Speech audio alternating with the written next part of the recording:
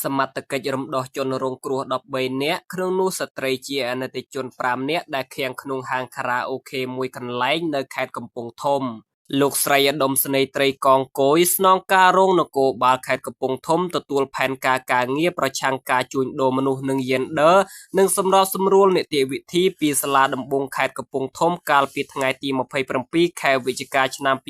2025បានដឹកនាំកម្លាំងចុះបង្ក្រាបករណីសច្ចារកម្មហាងខារ៉ាអូខេមួយកន្លែងជ្រកក្រោមយីហោម្លប់លៀបស្ថិតនៅភូមិដូងឃុំបាឡាំងស្រុកបារាយខេត្តកំពង់ធំជាលទ្ធផលនៃកិច្ចប្រតិបត្តិការសមត្ថកិច្ចជំនាញបានធ្វើការឃាត់ខ្លួនជនសង្ស័យម្នាក់ឈ្មោះវីសុខីភេទប្រុសអាយុ43ឆ្នាំមានទីលំនៅភូមិដូងឃុំបាឡាំងស្រុកបារាយខេត្តកំពង់ធំដែលជាម្ចាស់ទីតាំងព្រមទាំងដោះលែងជនរងគ្រោះចំនួន8នាក់ស្រីអនិច្ចជនចំនួន5នាក់ករណីខាងលើនេះសមត្ថកិច្ចជំនាញកំពុងកសាងនីតិវិធីដើម្បីចាត់ការបន្តតាមផ្លូវច្បាប់